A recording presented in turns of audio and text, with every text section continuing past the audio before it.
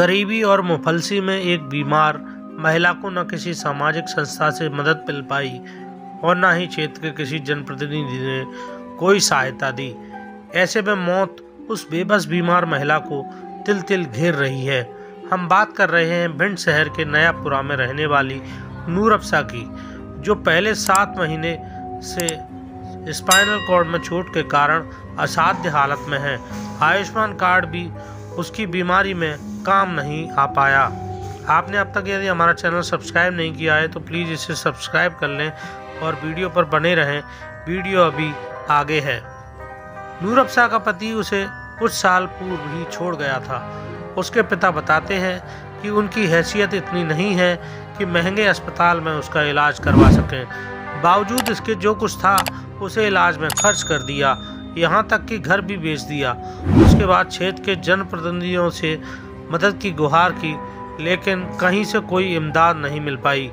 अब तो बस ईश्वर के भरोसे हैं।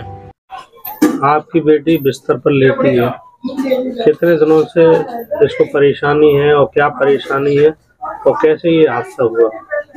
ये हमारी बेटी लगभग 7 महीने करीब हो गए जी छत पे से बैठी थी, तो छत पे से ये टीन डली उस पे से जी गिर पड़ी नीचे, तो उस पे जाकी हड्डी में फ्रैक्चर वगैरह हो गया, ये टूट गई पीछे की रीढ़ के स्पाइन में।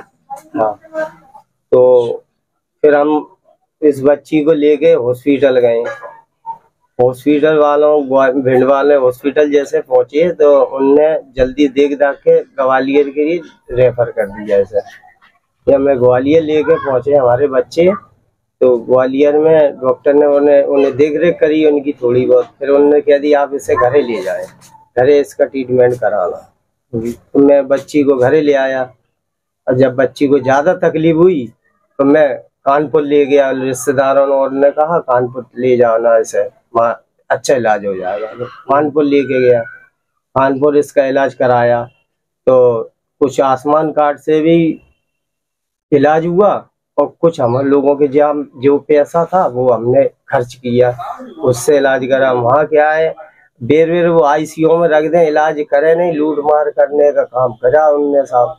पैसा लूट मार लिया और उसके बाद में कह दिया आप बेटी को अपने ले जाए घर। फिर मैं घर लेकर जब आया तो बच्ची की हालत ज्यादा खराब थी, तो मैं भिंड हॉस्पिटल पहुंचा, बच्ची को ले गए। तो वहाँ हमने 500 रुपए स्पेशल वार्ड में हमने भर्ती किया इस बेटी को। फिर उसके बाद में 2-4 दिन वहाँ रुके, फिर हमने ग्वालियर के लिए ले गए। ग्वालियर फिर हमने प्राइवेट में अपनी बच्ची का इलाज कराया।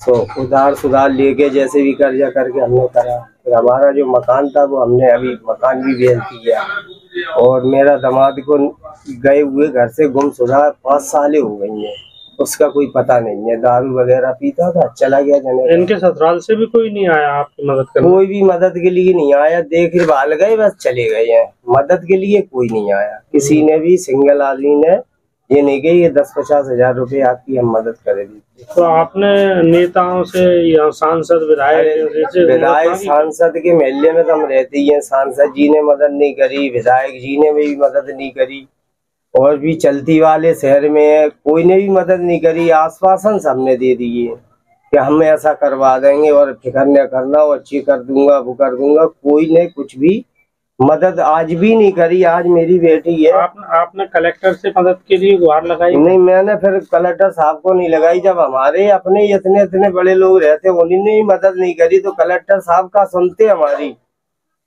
कैसे सुन लेंगे हमारी? हम मजदूर आदमी, गरीब आदमी है, मजदूरी करते हैं, लकड़ी का काम करते हैं, तो हमको तो पहले तो वो ही नहीं घुसने देगा संतरी अंदर कलेक्टर साहब से मिलने के लिए। हमारे लिए पहुंच हो पैड हो, जब हम कलेक्टर साहब से मिल लें तो हमारे भी काम बन जाते।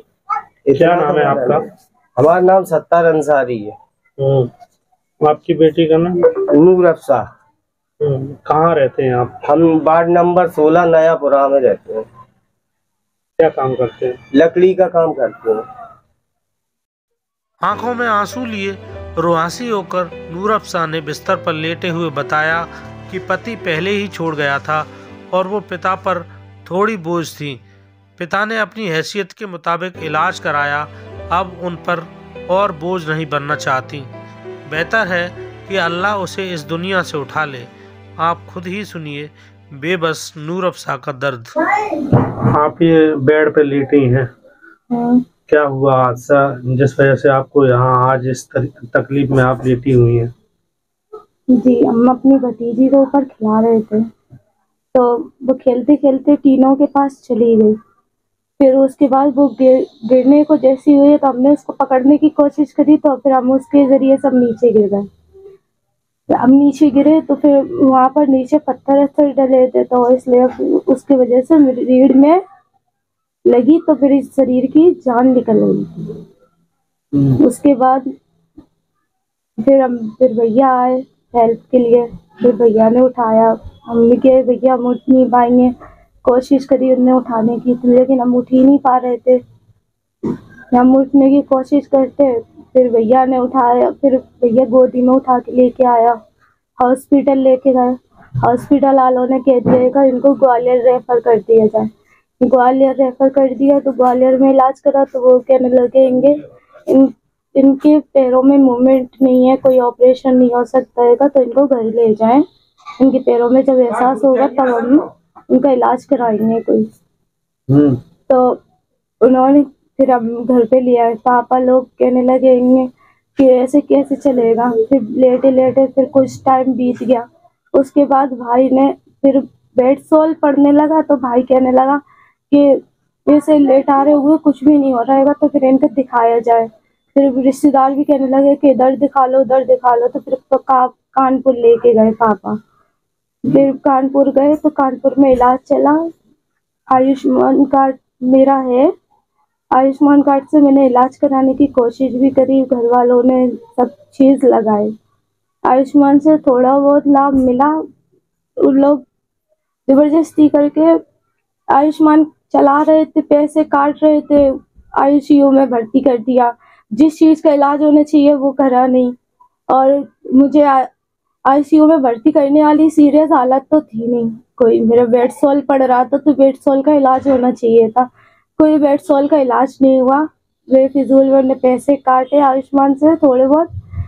फिर उसके बाद हमारे घर वाले जब थक गए, देख लिया उनने बहुत सारे पैसे ले लिए, पापा ने उधार करके पैसे, कहीं किसी से कर्जा ले रहे हैं, कभी किसी से ले रहे हैं, तो कर्जा ले लेके बहुत पैसे उधार कर चुके थे। तो फिर वो थक गए, कहने लगे क्या कर रहे हैं, तो फिर अब घर पे लेके आए। घर पे लेके आने के बाद फिर उन्होंने कहा कि कहते घर पे लेटाए हुए कुछ नहीं हो रहा है, हॉस्पिटल ले गए। हॉस्पिटल वाले कहने लगे इनका बेड सोल का इलाज कराना जरूरी है। भैया देखो, जान रहेगी तो फिर इंसान पैसे भी कमा सकता है, जान नहीं रहेगी तो पैसे कमा ही नहीं सकता। तो इसलिए फिर घर वालों ने सोचा चलो इतना कर्जा हो गएगा थोड़ा सा और से। फिर उनने कोशिश करी, फिर ग्वालियर ले गए, ग्वालियर में इलाज चला। ग्वालियर में आयुष्मान कार्ड चला नहीं, ग्वालियर में पैसे चाहिए थे उनको, वहाँ पर भी बेड सोल का इलाज चला, तो उन्होंने इलाज इतना करा नहीं। लेकिन फिर उन्होंने कह दिया कि इनका ड्रेसिंग करवाना पड़ेगी आपको। तो फिर ड्रेसिंग करने के लिए नर्स आती थी घर पे, फिर उनको पैसे देने के लिए चाहिए थे। पापा भैया कमाते थे, पागल हो जा रहे थे हमारी वजह से, हमें जीने की इच्छा नहीं होती बिल्कुल भी। आज आप ऐसे बिस्तर पर लेटी हैं, अब इलाज लगभग आपका हो चुका, और लेकिन कोई जैसे चलने फिरने लायक की स्थिति में नहीं है, बिल्कुल भी नहीं है। हम लेट ही रहते हैं, जब से गिरे हैं हमने बैठना क्या होता चलना क्या होता हमने जाना ही नहीं। हमें जीने की इच्छा नहीं होती है, मेन मकसद ये, हम जीना चाहते नहीं है।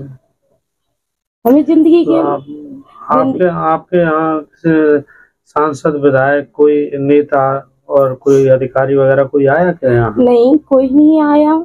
आपने मदद मांगी कहीं?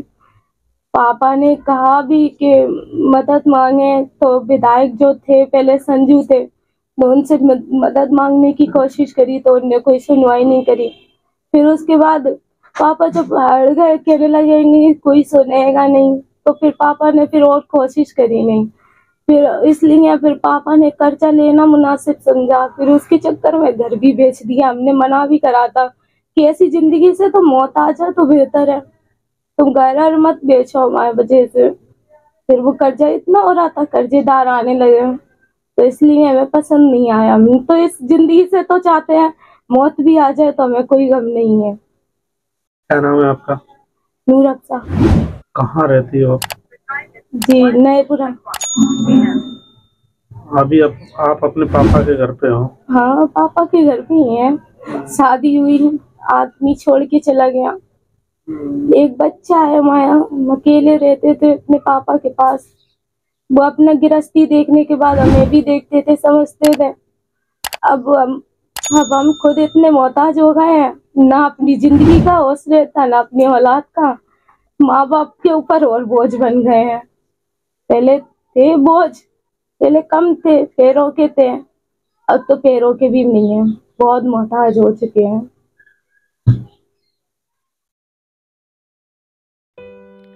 कहने को शहर में बड़ी तादाद में सामाजिक संगठन हैं, लेकिन नूर अफ़सा के दर्द हालात से वाबस्ता होने की फुर्सत किसी को नहीं मिल पाई है। प्रशासन और जनप्रतिनिधियों ने तो अपनी आंखें ही मूंद ली हैं। समाज और क्षेत्र का नेतृत्व करने का दम्भ भरने वाले लोग वोट मांगने जरूर गए थे, लेकिन मदद के लिए कोई नहीं पहुंचा।